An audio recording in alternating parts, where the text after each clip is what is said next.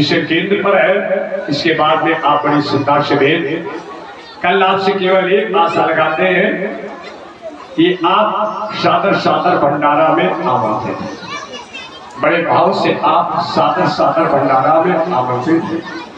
जो आपने अपना बहुमूल्य समय सत्संग में दिया है, तो उस बहुमूल्य समय को देने के साथ आप मां भगवती के द्वारा दिव्य बना हुआ प्रसाद, उस प्रसाद को पाने के लिए सब भैया बहन आप सादर आमंत्रित हैं। आप बड़े भाव से आए और भगवती के आंगन में बैठ करके भगवान के प्रसाद को भूखे। बात को केवल 2 मिनट समझिए। सुदामा निर्धन नहीं था, सुदामा धनवान था। ऐसे समझो बेटा, जिसका सखा भगवान है, जिसका सखा भगवान है, उसके बराबर जगत में कोई भाग्यवान और धनवान नहीं है। जिसका सखा भगवान है वो तो भाग्यवान है, वो धनवान है।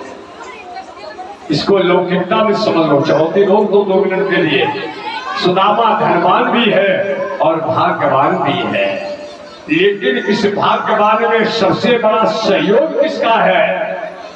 सुशीला जी का। आप कथा समझो।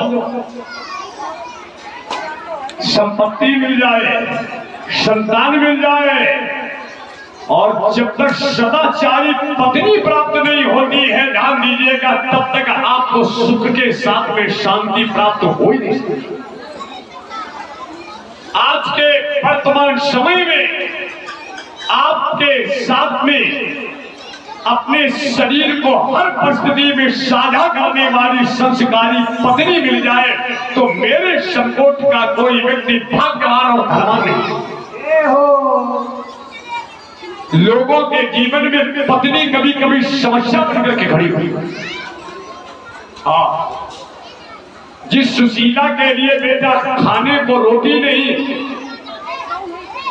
पहनने के लिए धोती नहीं, आप कथा सुनो, खाने को रोटी, पहनने को धोती, लेटने को बिस्तर, रहने के लिए मकान नहीं, उस सुशीला ने कभी भी अपने पति से भौतिक सुखों को, भौतिक सुख सुविधा मांगने के लिए कभी याचना नहीं की।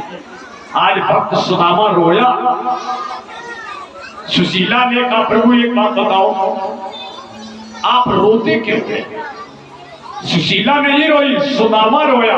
बेटा शालीनता से बात समझ लो, 10 मिनट केवल। सुदामा नहीं, सुशीला नहीं, सुदामा। सुदामा ने कहा, सुशीला मेरे रोने का कारण है, जिस समय पिता बेटा कन्यादान करता है तो धन के साथ में लड़की की जगह पर अपना धर्म दान करता है। धन नहीं, धर्म, जो नजर में कपड़े में छिपा करके अपनी लाडली को रखता है, कन्यादान करते समय धन और धर्म दान कर देता है, और वो लड़की अपने पिता को छोड़ करके पति के साथ में अपने जीवन को साझा कर देती है। चिंता करो आप। तो प्रभु तुम क्यों रोए?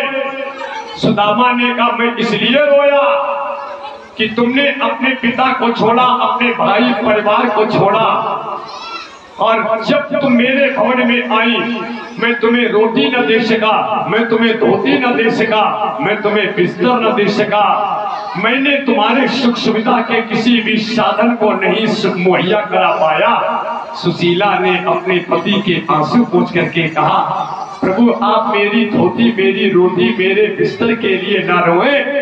आप कहते हो कि मैं तुम्हें कुछ नहीं दे पाया, और मैं कहती हूँ कि मेरे पास में सब कुछ है।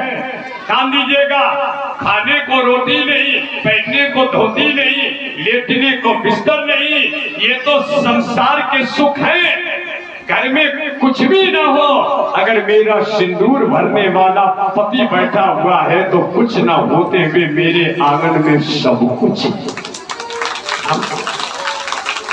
मेरी शोभा धोती से नहीं है, मेरी शोभा रोटी से नहीं है, मेरी शोभा महल दुमहिला से नहीं है, मेरी तो शोभा फटी हुई धोती से, सिंदूर भरने वाले केवल मेरे सजना से।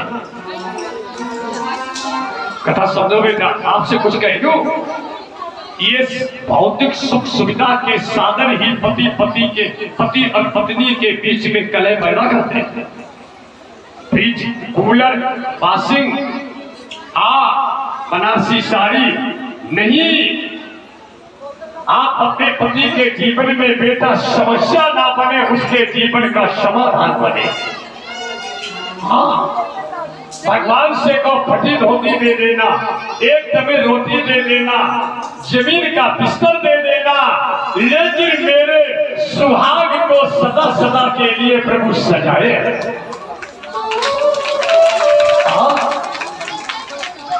सुशीला ने कहा, मेरी जैसी जगत में भाग्यवान कौन है जो मेरा सिंदूर भरने वाला सजना बैठा हुआ है।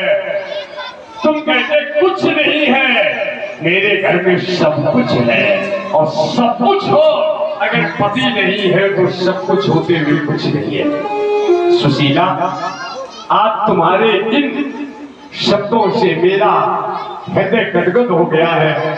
हमें ऐसा मालूम पड़ता, गुरुमाता का जो प्रसाद मैंने चबा है वही मेरे जीवन में समस्या बना है। अब सुशीला के नेत्र आंसुओं से सजल हो। अगर मेरे भगवान के प्रसाद को तुमने धोखे से चबा है, किसी के अधिकार पर तुमने